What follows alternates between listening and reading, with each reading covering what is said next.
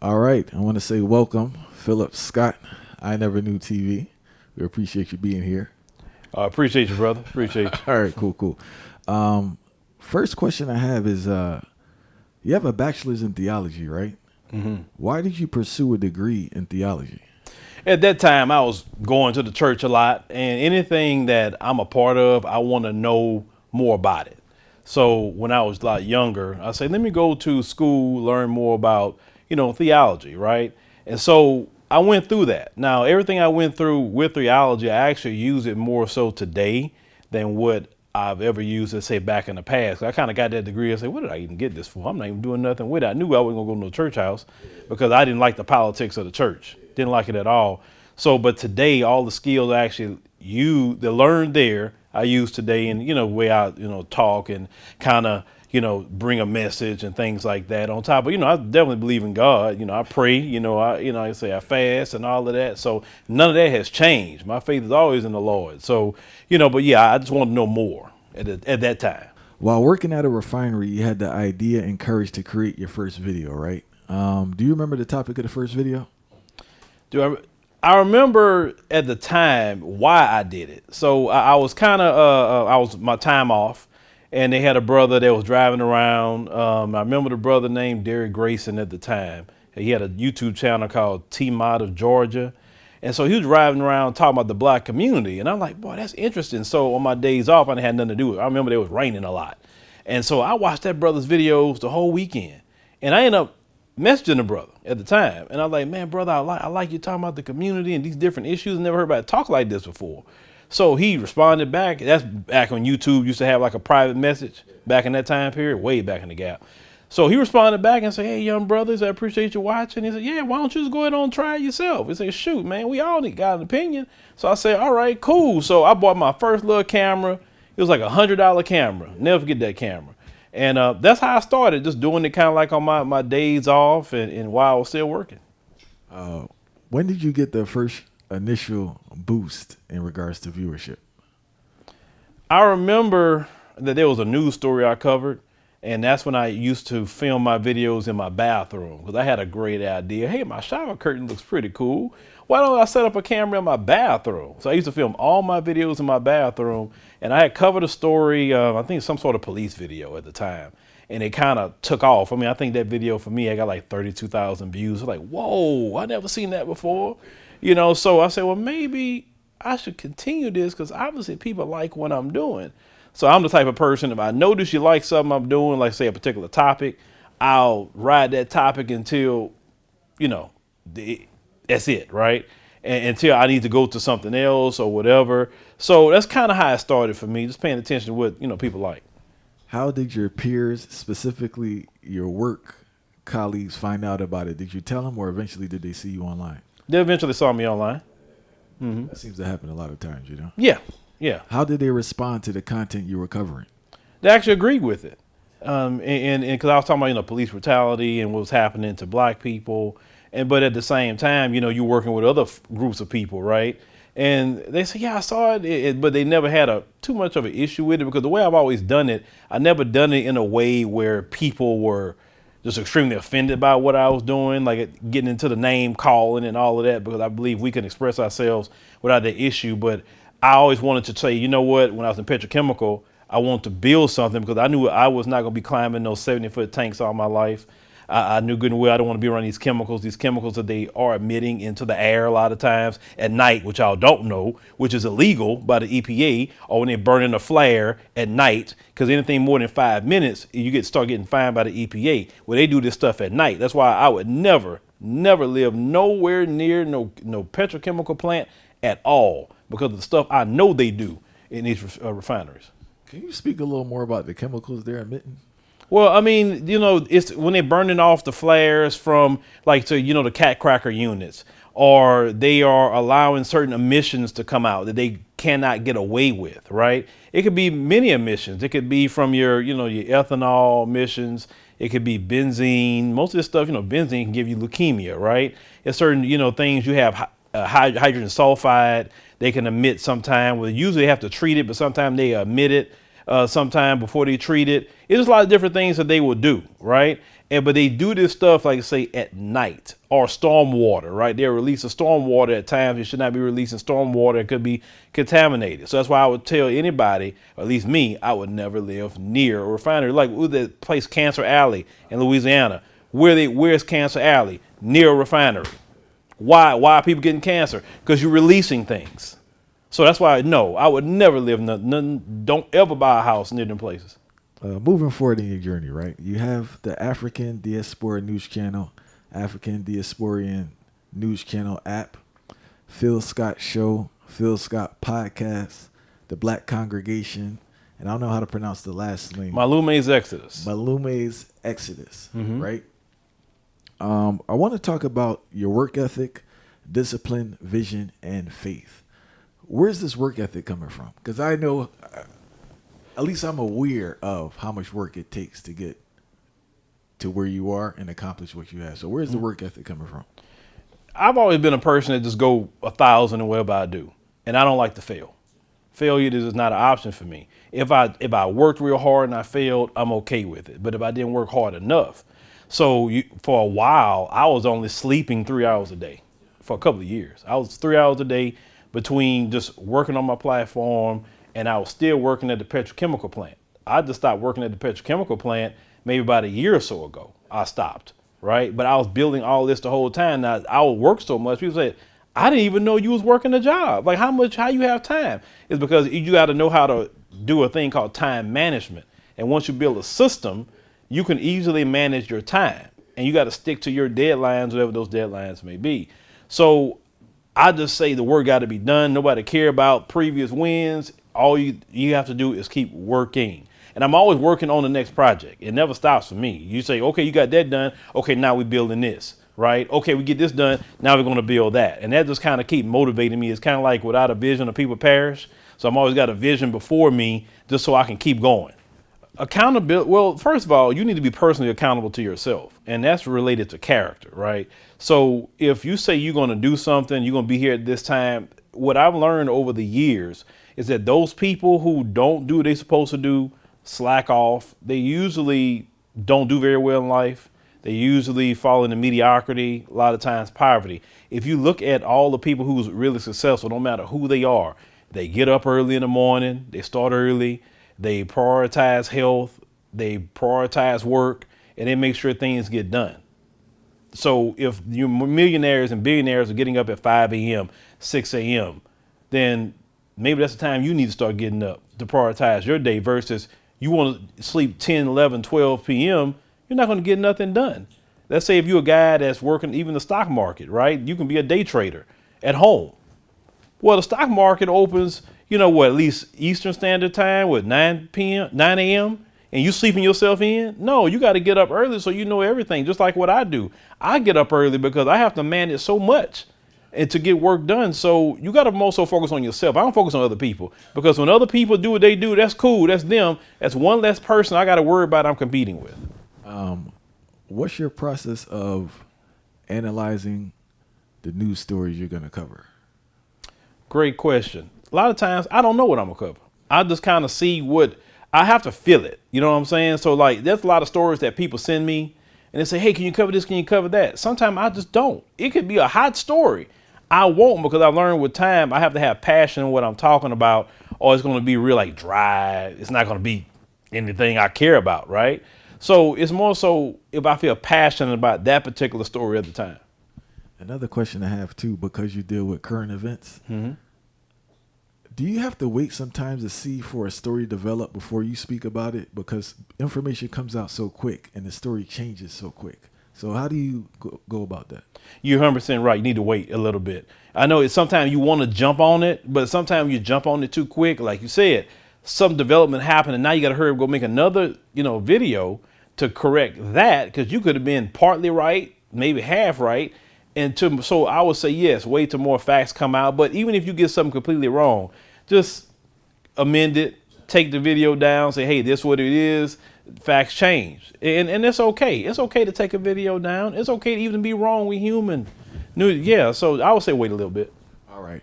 In regards to developing your channel, right? You transition from being in your bathroom to actually having a studio. How was that? How was the process of learning the technology to present it on that level? Well, I always looked at my competition. You have to look at who's doing it better than you, how successful they are, and what they're actually doing, what's their setup. So I knew that, okay, I can't stay in this bathroom because NBC News is in the bathroom, right? Or Fox News is in the bathroom. So I need to learn everything I can about this so I could transition out of this. But at the same time, I don't do everything on my own, because now I have a great team to help me with a lot of things. I have editors, videographers that help me with different things, graphic design.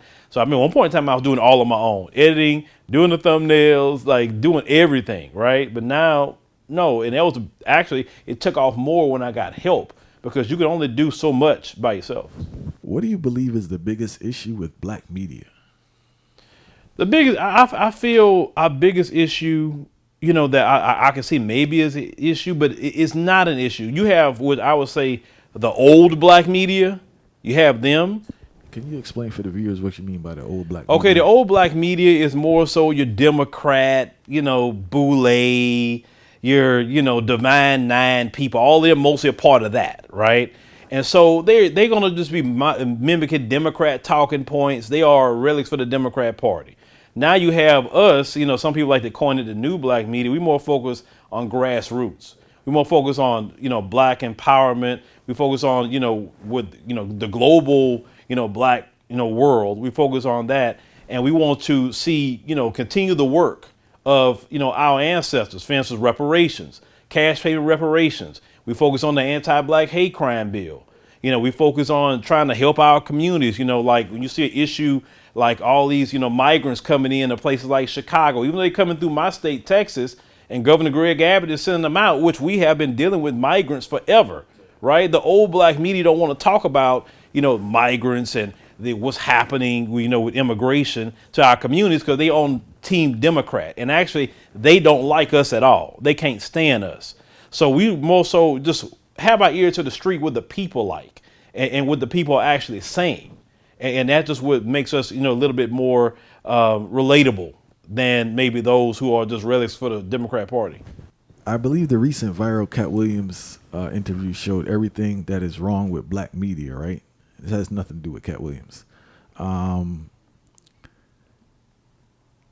your experience, do you think we're overly addicted to gossipy content? It's entertainment. People love entertainment. And if you want to mention Cat Williams, that interview, nobody came out and said he lied. Nobody. They explain it. Oh, it was this, it was that, but nobody said I'm going to sue him because he lied on me. That's what I paid attention to out of all of that. Nobody said he lied about the Illuminati. He lied about all these rituals they are doing for money. Nobody came out and said he lied. Even when he talked about Ludacris. And he said that it was him and Ludacris at an Illuminati meeting, and one of them had to cut their hair to get $200 million. That's what he said, $20 million a movie.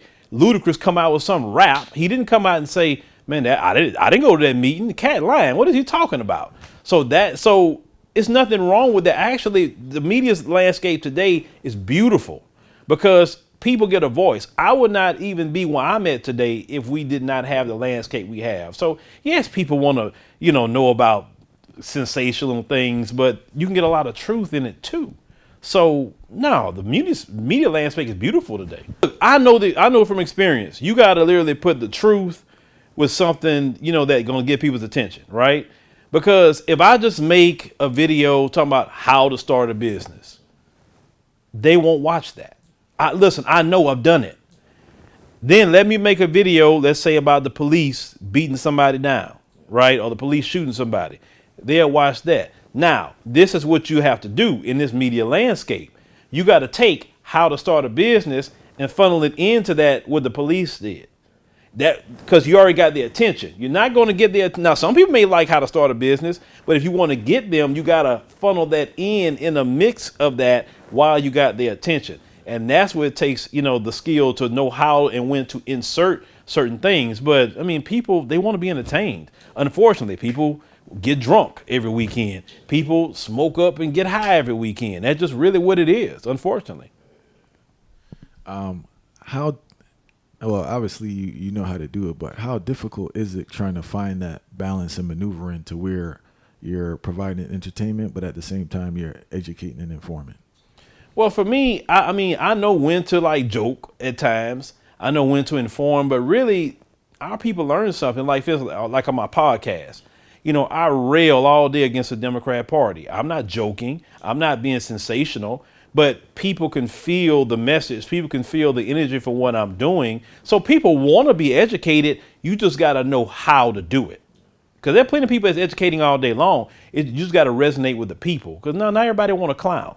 No, not everybody want to do it. And some people want to do that, right? And that's okay, because we should laugh sometimes. We shouldn't be always so serious, because we're going to get like downtrodden, our mental health is going to be bad, etc. So no. Everything need to have its perfect work. That's what I would say. And being that you're from the South, right? Mm-hmm. Where did you get the global perspective or more Pan-African perspective with covering African news? In 2018, I did a story on the Ashinda Festival, actually in the Tigray region of Ethiopia. I had the ambassador for Ethiopia reached out to me at that time and say, hey, they saw my story. Would I actually like to go to Ethiopia and see Ethiopia for myself? So I was like, well, I'd never been before. I didn't even have a passport. I mean, I knew, like everybody else, the only thing I knew of Ethiopia was, Sally Struthers, Save the Children. Right? I'm like, oh, just give me 10 cents a day and you can feed these poor children. I'm like, oh my God, I'm going over there. I said, okay, well, shoot, why not? I'll go see it. So when I took the first trip to Ethiopia, when I first got off the plane, I was upset. I was very upset. I was upset because when I got on the ground, and I didn't know what to expect. I felt a connection with the land, right? And I'm like, I felt like I've been there before. And I'm like, why nobody told me about this? Like, that's what I kept saying to myself. And then I was going through the airport, talking to everybody. It was just, definitely interesting, and people heard me speak. They would tell me, welcome home. And I remember in the airport, they had these two elderly brothers, tell me, they heard me talking and they say, where you from? I said, I'm from America. He's like, you always say, oh, it's your first time? I said, yeah. They say, well, welcome home. They gave me a hug and all that. I'm like, wow. And it almost made me cry. I said, because I mean, they were genuine about it. They wasn't like on some fake, or whatever. And I'm like, man, this is all right. And so my whole time there, it was just nothing but, it was peaceful, nothing but love from the people. And I said, man, I don't know if I want to go back. That's that much of an experience I had. You know what I'm saying? So I say, when I got back to America, and I was like, I got depressed when I came back to America, to be honest with you. And I was like, God, something got to change. Just say what I'm doing. Like I said, I need to, it's more than just what's happening with us in America. So we have a whole group of black folks we're not even talking about globally. So that's why I switched everything to African Diaspora News Channel. Some people didn't like it. But I would say we gained more doing it than what we were doing before. I was going to say, because you can correct me, this is my observation, but it seems like you actually cover more news on the continent than news here now.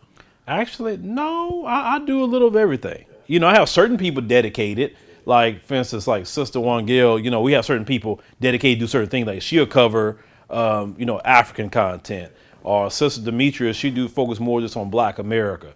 I focus on whatever it may be. Black America, it could be in Caribbean, it could be Latin America, it could be the African continent. Sister Ndiru, like, she focuses on the African continent. Certain people are dedicated to doing certain things. So, no, we have a little of everything. And what was your strategy for putting your team together? Well, the right people got to fit, right? So it's like, I guess it's like music. You have an ear to hear music. I got an ear to hear certain voices. And when I hear a person, I say, okay, that person probably would be a good fit. Now, some people may be a good fit, but their work ethic don't match. That happens at times, or they just don't have the dedication to it.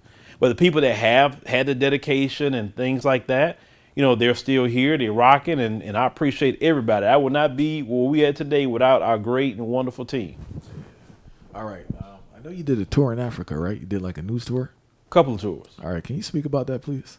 Well, the first tour, trying to remember, we did was in 2019 to Kenya. And we took about 30 people from our audience and went to Kenya. And that was the first time actually me going to Kenya. or even doing any kind of tour. Because I didn't do the tour per se. We had partnered with a tour company at the time, what they call Traverse Culture now. But we partnered with them and did the tour. And then the following tour we did after that, we did with the Real South Africa, and took some people there. We went back again to Kenya, and then we did one to Ghana. And then now we're about to have another tour in April. Go to once again, going back to South Africa, which people interested. There's 5 spots left, so you make sure if you can get on that tour. But people always ask me when's the next tour. I don't know when the next tour is, but I like seeing people that never been to the continent to go, because I love to see their face. I always tell people, if you go yourself, there's nothing else I got to tell you, because you're gonna connect like I connected. I once heard you say diversity, equity, and inclusion policies have been a failure to the Black community. Can you elaborate what you meant when you made the statement? Well, diversity, equity, inclusion is no different than affirmative action. It's a remix, right? So we know affirmative action did not benefit Black Americans. It has benefited white women more than any other group. Diversity, equity, and inclusion benefits white women more than any other group. It's the same thing. Then you get out of white women, you start to white LGBT, white disabled. You haven't even got out the white category yet. Then you start talking about all these other groups like Asians and, Arabs and Hispanics and everybody else. And we always at the bottom of diversity, equity, inclusion. There are more white women teaching diversity, equity, inclusion than Black women. This recently came out in a, article I saw in even Forbes, where a Black woman wrote about how white women benefit the most out of diversity, equity, inclusion. Now, the reason why white men don't like diversity, equity, inclusion programs or affirmative action, because they can't benefit from it. That's it. Actually, white men are the only group who can't benefit from that specifically, but they woman can. Now, they woman could be married to them and funnel those resources that was technically meant for Black Americans back to their community. But, they woman don't really want to fool with them at times. And so they're mad they can't get all the resources. So any Black person fighting for diversity, equity, inclusion programs would just go back to fighting for affirmative action. That's all it is a remix. Can you break down more how white women benefit from it? Well, white women is considered they got put in, when you hear them say women, think about that. You say minorities, but yet they say women. And every time they say women, they've always meant white women, because Black women is considered in a quote unquote minority, right? So why did you have to have a separate category to say women, but technically it means white women? White women can get all the benefits that was meant for Black women, right? Or any other woman who has some melanin to her. So that's the issue and problem. So even with this affirmative action, let's say the affirmative action decision, Supreme Court, when, some people in the Asian community thought that would be actually good for them, but actually that was extremely bad. And we kind of laughed at that decision. Why we didn't even care about it, because the media thought that we was going to be upset about, oh my God, they got rid of affirmative action in college. No, because we wasn't even benefiting from that. And can you talk about more how the Asians, I saw it seemed to really flip the script on them, and Asians, can you talk about how they had a false hope in what occurred with affirmative action? Well, I will say, I'm not going to say all, like we always going to say about some of them for sure, thought that, well, we're labeled as the mild minority. We're liked a little bit better, definitely, than the Black people. Because you have to understand, when people come to this country, and there have been many people been saying this, they've been told stay away from Black Americans. Even some of our distant cousins from the African continent, Caribbean, etc., have been told to stay away from Black Americans. Oh, we so scary. Well, in order to be on team white supremacy, you got to stay away from Black Americans. Bottom line. So they thought that, well, more Black people are getting into these Ivy League universities, when technically, when you look at the numbers, more Asians were getting in than Black folks were. But what ended up happening, how they screwed themselves, is that once now they remove affirmative action, these policies were getting them into the universities. Now more white legacy students could get in. The legacy students is people who went there, the big donors to the universities. So now they screwed themselves when more white legacy students would get into the university versus not before they could actually got in. I mean, they are paying thousands of dollars to certain recruiters. They doing all these tests. And now a white legacy student don't have to pay nothing but just show up and getting a spot. But they thought they was going to hurt the Black man and woman because they believed the white supremacists. to say, oh, them black people taking your spot. They don't deserve it. That's what happens when you believe the devil. He always want to screw you in the end. And hey, I look at it like this. That's what you get. Trying to harm black folk, you hurt yourself in the end. You wrote a book called 7 Steps to Decolonize the Mind, right? Can you share what you believe are the 2 most important steps to the decolonization of one's mind? Ooh, boy, I can even amend that book today because I've learned so much. But really, the first thing, in my opinion, is just knowing who you are, right? Because the one thing that this society tries to do is remove you from who you are, remove you, first of all, from your community. If you are removed from your community, you have nothing. They don't want you to connect yourself back to even to your history here in America, all the greats, where we come from. They just want us to think that we are a slave, right? We're way more than a slave. We have built America. We innovated America. Even before that time, we were building things, doing things in the African continent and even all over the world. So they don't want us to connect to that history. So the first thing we have to do is just get a knowledge of self. Once you get a knowledge of self and actually start loving yourself and saying, it's okay, the skin color, it's okay, my hair, it's okay, my history, my people, that's okay. And believe it or not, there are some people that still have an identity crisis with themselves because they just hate themselves because America teaches you in society to be anti-black. It don't matter where you come from. It is like the foundation of America to teach anti-black racism. So we have to unlearn that because a lot of us hate ourselves. We hate our people. Like a brother step on your shoe, you're ready to kill him. But let Master Charlie over here step on your shoe. Oh, it's no problem, sir. We still like that to this day, unfortunately. And I would say the second thing that we definitely need to do to decolonize, our mind is just to say this. We need to speak our mind more than anything else. And because they teach us, don't say anything, be quiet, go along to get along, right? And go along to get along, what I've seen and learned don't get you nowhere. So you definitely need to speak your mind, be courageous, be bold, because that's the 2 things. They cannot stand a black man for sure, or a black woman that's courageous and bold. They hate that. That's why they want to put a black man in a dress. That's why they only cool with you, if you're LGBT. But if you're a straight lace, heterosexual black man that's alpha male talking a certain way, they fear that. So you got to be more into that more than anything else. I want to talk about another book you wrote, Passive Aggressive Racism and the System of White Supremacy, right? For our viewers, can you explain what is passive aggressive racism?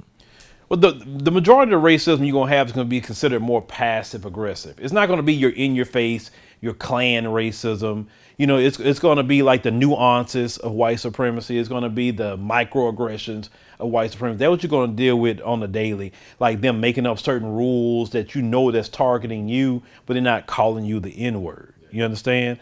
Or certain, price points they have put things at because they studied where black people are economically.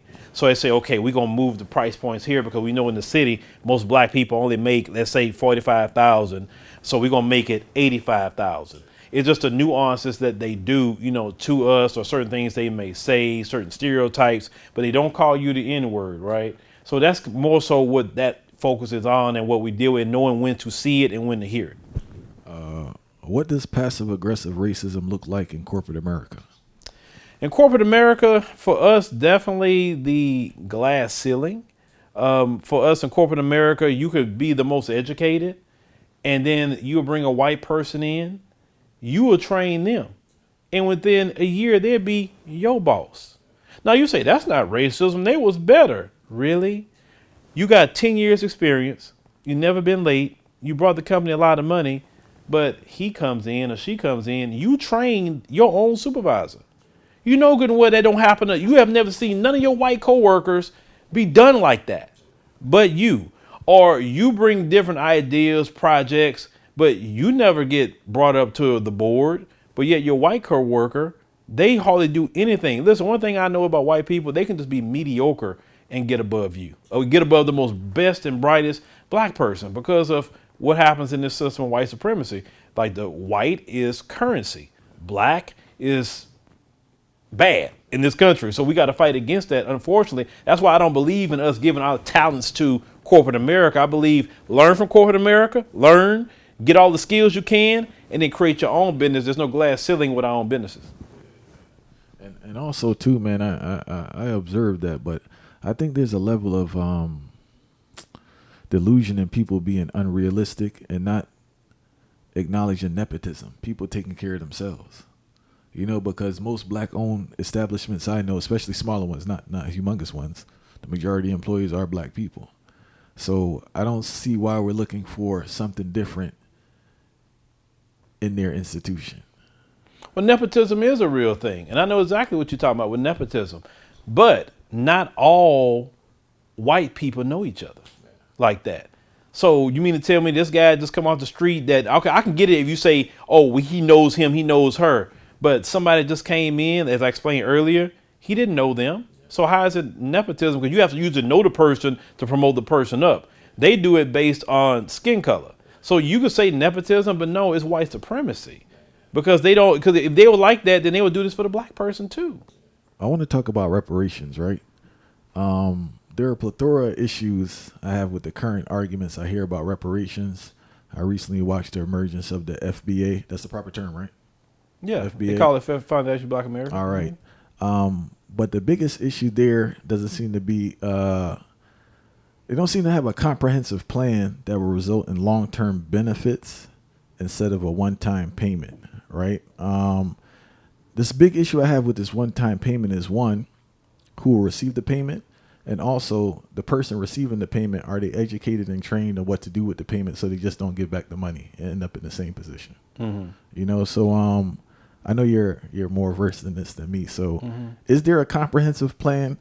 And what I mean by comprehensive plan is in regards to tax breaks, assistance with health care, assistance with student loans, assistance with mortgage loans, tax breaks on property taxes, that type of thing. Is that the argument, or are people really just arguing for a payment? Well, glad you brought that up. Well, when the Japanese were put in the internment camp here in the United States of America, Ronald Reagan instituted a reparations payment of $20,000 to the Japanese people.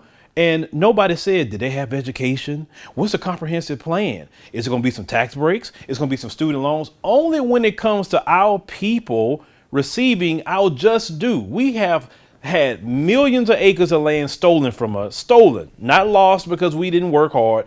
We have inventions we have created we could not patent. Our labor of slavery in this country that goes up to about $17 trillion. Why is it that we got to have even from our own people, why do we got to have all these barriers to get what's our just due? Reparations in the form of cash payments would help every black American. You say, who get it? Black Americans. You could trace black Americans all the way back to the 1870 census. That's even in California. They say you had to go and trace your ancestors back. Not because you black, you get it. No, you have to be a black American, or you saying earlier, foundational black American. I don't like that talking about student loans or giving it back. I mean, if you really want to go on the give it back thing, okay, fine. Anything you do in America, you're giving it back. You pay the light bill, you're giving it back. You pay your taxes, you're giving it back. Now, if you don't want to give it back, take your reparations, go to the continent, go to the Caribbean, etc. I just want to jump back before we get on. People think I want to go on the payment, right? Now, in regards to long-term planning and long-term benefit, I just want to hear what you have to say. If I give you $20,000 and you just spent it, you're most likely not spending it with black people, realistically, right? You're not spending it with black people. It's going back to the same person we have an issue with, the same system, and you're back at square one. Me personally, I'm not discouraging the payment situation. I just wonder if it's a better approach in regards to implementing things that would benefit people for generations to come, compared to the one-time payment. That's what I want to be clear about. Let me start off by saying this. My payment, my choice. If I want to go drink up my payment, that's me. But not everybody is going to do that. Like, we are responsible for ourselves. If we are given a reparations payment, then okay, you got your reparations. If somebody squanders it, that's their business. But what if people get together and say, we're gonna create an institution, we're gonna create a business? Do you know the majority of black businesses can't even get business loans? So let's say if they get their reparations payment, they would inject capital into their business, right? Where they can hire more black people, right? For instance, you give me a bunch of money, I'm not gonna go trick it off. I'm gonna say, okay, let me invest it here, and I can hire more black people, which actually helps the community when you hire more black people to do a job. So not all of us gonna trick off our money. No, I understand that, and I want to jump back to what I said earlier. With the conversations, I don't hear or see preparation of what to do with the money, because we have to acknowledge the majority of people they don't know what to do with money. And in regards to this collective use of the money, we have to first have an organization to disperse this money in the ways that you said that's beneficial. But people need to be trained and kind of be educated to put their money in these institutions so the collective can benefit. Are you trained how to spend your money? Yes, I am. You're trained. Okay. But prior to you getting trained, when you was a child, maybe your first job, were you trained with money back then? Okay. Well, not everybody has the same education level. And if they want to get that financial literacy, they could take their reparations money and go pay and get that financial literacy. We all at each different levels. I'm not going to sit here and tell a black person what to do with their reparations money. First of all, it's not my business what you do with your reparations money. I got mine, you got yours. Now, if you want to go trick it off, go do it. So what I'm hearing is, with this reparations argument, it's not a collective benefit. It's basically an individual thing. Individual people should just receive a payment and do as they please with it. No, it's not individual. It is our lineage of people as black Americans getting our just due with reparations. Now, I will say this, in a perfect world, I would say reparations in the form of cash payments, anti-black hate crime bill. I would say auditing of every financial institution on top of that to look at their discrimination policies they have been doing in business loans and home loans. So black Americans' home ownership only went up a percentage point even from the time of the 1960s. So that means we're still being heavily rejected. I mean, so many things that we can do on a institutional and systemic level, but the cash payments have to be first, because our people are suffering out here, and they're suffering because they don't have any money. But would a one-time payment end the suffering? Well, one-time payment in the suffering, I would say no, it will not end your collective suffering, but for some people it would end it. What would a reparations payment look like for black people in America on an individual level? I'm not sure. Experts are saying about 17 trillion, they say, that the United States really made off of slavery. So that, I mean, you can throw a wild number out there. If you gave somebody $100,000, $200,000, right? That alone would change a lot of lives in black America. There are people who are renting right now would take $100,000, $200,000 and go buy them a home for their family. There are homeless people right now who are black Americans who just really need help, could take that money, get up off the streets. You know what I'm saying? On top of our black businesses, it's so many, a lot of us can get together if we want to build schools that we need. We can build neighborhoods, grocery stores. And that's why I'm going back to the original argument. Yeah, but I'm saying is, but I get what you're saying, Yeah, but that's what I'm saying. that is the individuals to get together to use that, or you can't get it unless you have that. I mean, because beyond with you, we should be doing that now. We shouldn't be waiting for no apologize payment. if it's coming if wrong. I'm not saying that, you shouldn't get the payment without the education process. Mm-hmm. I think that needs to be done prior to, if anyone's going to get any money, because it's going to be a waste of time if it's not done. And it's not going to benefit long term. You get what I'm saying? Everything. I get what you're saying, but I go back to what I said in the beginning. The Japanese wasn't put through no education financially to get $20,000. I understand that, but why should we? Hold on, this is the thing. I'm not talking about them getting the $20,000. I don't know what was done with the $20,000. I don't know how long it benefited them. I'm talking about in regards to a long-term plan. I'm talking about a long-term plan with long-term benefits. I get what you're saying. Yeah. And I agree in a lot of ways that we shouldn't just basically squander money. We need more preparation. We shouldn't squander money. But it goes back to, you shouldn't squander the money you have now. You should be preparing now. But people don't have the money. You just said they need the money. A lot of people don't have the money. Yes. No. You can prepare if you want to get financial literacy. There's a lot of free information out there that you can get. right now. You can go listen to audio books on Audible, and you can look at, there are people teaching financial literacy every day, even on YouTube for free. So if you want the information prior to you getting any kind of money, whether it's reparations or even your next tax check, you can get it. So it's on the individual to educate themselves. California Congresswoman Maxine Waters spoke about Black Americans who are underbanked and unbanked, right? Are you familiar with this situation? I didn't hear that, but I kind of know what she's talking about. Well, you have to understand, a lot of Black Americans, that go back to history. You had the Freedmen's, bank, and a lot of Black folks are putting their money in the Freedmen's bank, and they end up taking all of Black people money, and they never got their money back. So from then, a lot of Black people didn't trust banks. They say, "Nah, I'll put my money inside a wall of my house. I'll put it between a mattress," because we just do not trust financial institutions. I just saw a story the other day. I'm not saying it happened to a Black person, but Bank of America took $15,000 out of this person's account, and they're not giving it back to them. So a lot of Black folks, even though your money's supposed to be FDIC insured of $250,000, but a lot of Black people still to this day just don't trust banks. And that, now you say, well, we go to the Black banks, but unfortunately, the Black banks don't do enough advertising like the Bank of Americas or the Wells Fargo's do. But yeah, a lot of us don't have bank accounts. Now some of us use Cash App or something like that a lot faster, right? Or Venmo. But is it a problem? It could be. It could be a problem not having a bank account, because in order for you to get a home, right? We go back to the home ownership. They want to see your bank statements, bank account, etc. You can't say, "Well, I got $100,000 in my house." And I'm like, okay, where you got it from? They need a paper trail of everything you do. If you want anything you want to get financed, you need a paper trail. So yeah, you will need a bank account. That's part of it. Yeah, or at least go to a credit union. Yeah, I think the two issues I see with this, one is the predatory cash checking companies, because they take anywhere from like 7 to 15% depending when you cash a check. Yeah. And also too, they have other loan companies you have when you don't have a bank account. But more than anything, as you said, establishing credit, having access to credit, trying to leverage things, you kind of keep yourself out that whole game when you just have the cash vibe, Yeah. And it's I don't know, man, and I clearly understand why people have a disdain for bank accounts, but more people probably need to try a bank, tell you the truth, and they'll put them in a better financial situation. I would say research with bank, but I'm more a fan of credit unions than banks. Banks are there for profit. Credit unions are not there for profit.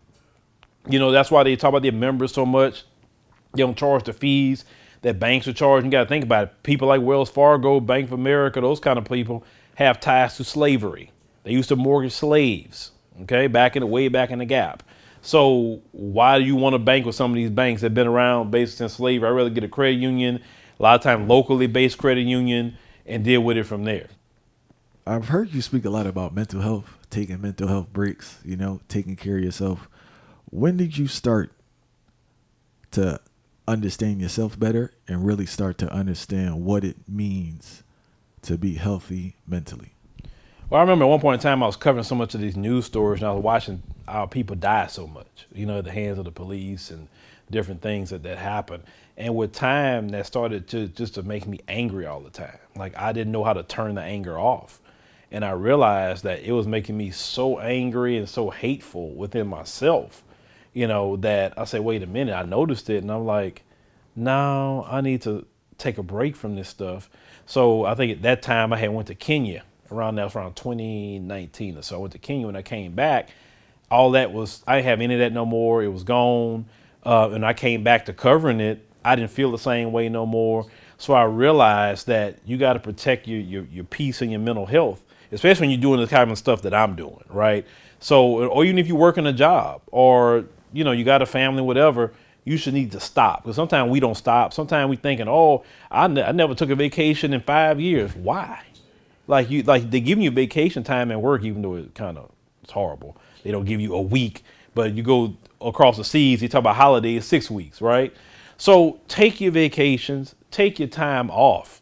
You need that as a human being. It's a time to work. It's a time to rest. Sometimes we just need to mentally shut things off, get off of social media for a minute and say, I'm just going to go and enjoy the city. I'm going to go eat with my family. I'm going to enjoy my kids or whatever, and just detach, because I have to do that. if I don't detach from this stuff at times, then I won't be able to perform optimally for the people that really want to listen. We have to, do. So it's very important for you to protect your peace and your mental health.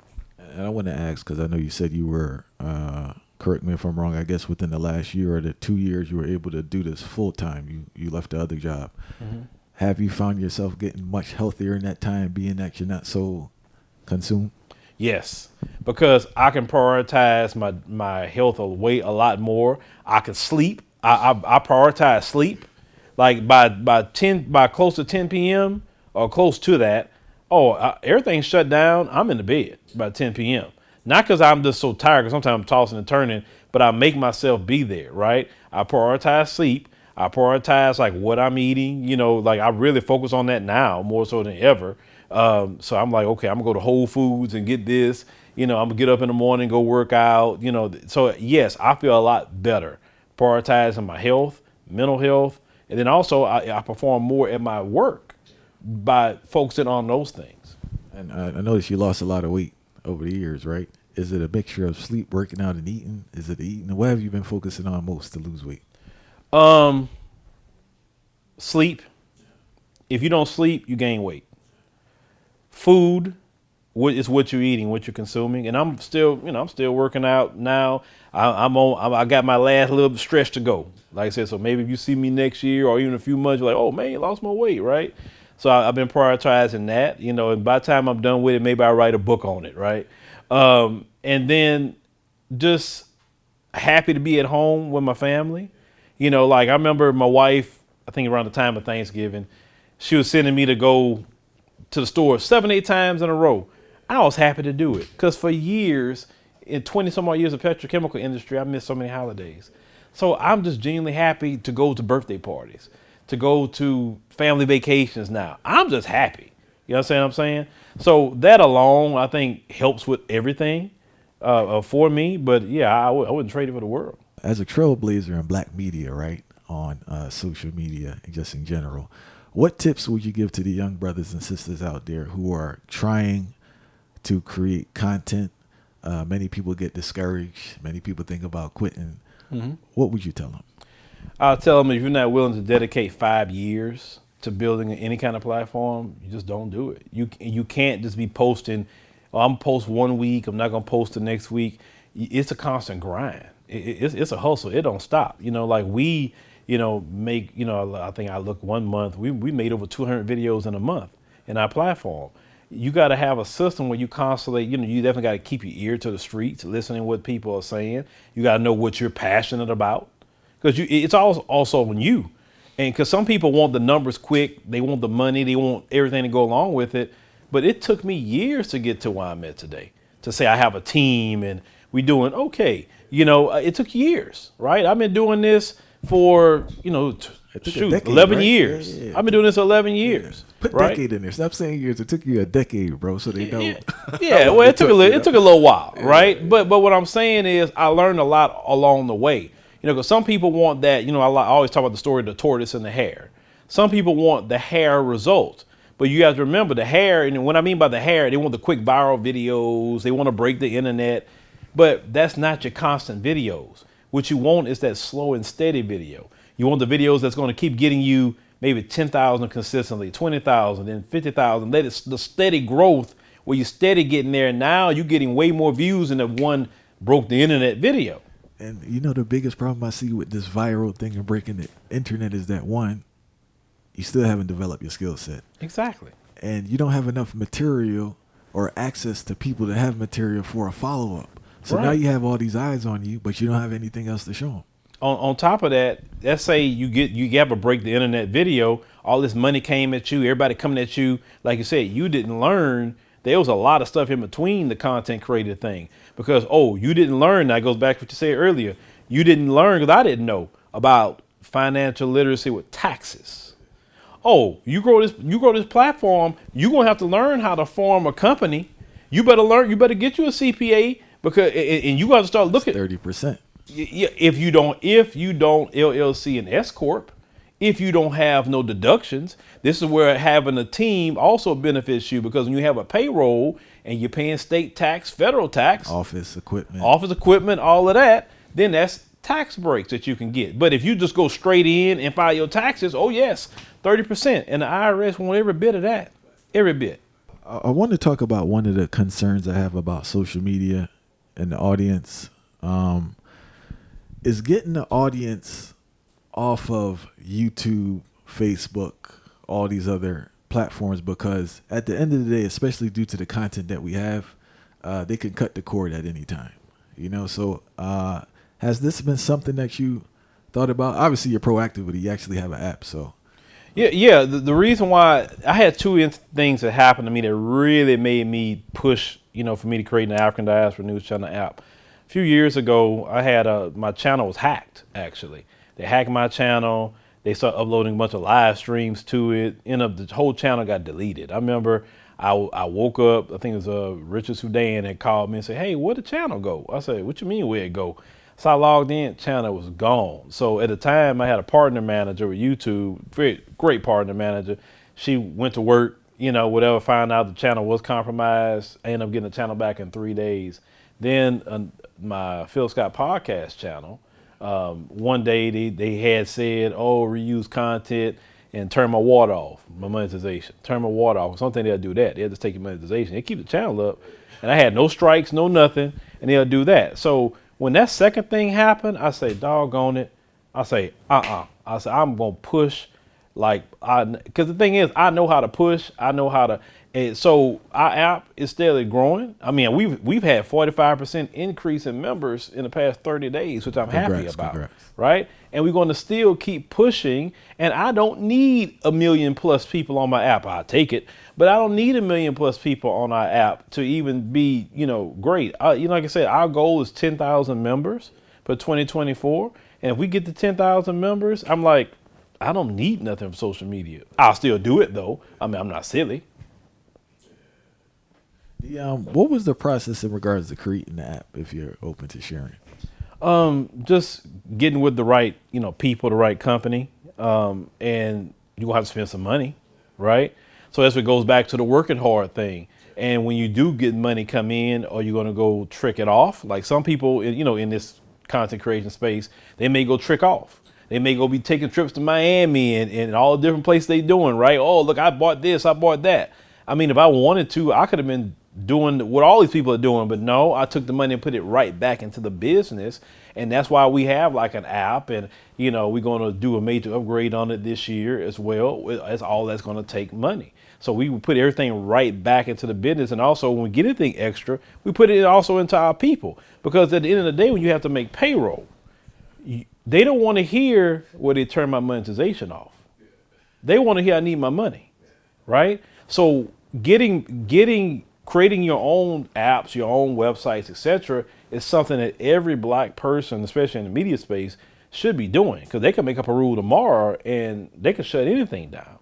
This is their platform, and they have a right to moderate it as they choose. What tactics have you been using to get people? Because I know it's very difficult to get people off of YouTube to an app. So what are some of the strategies you've been using?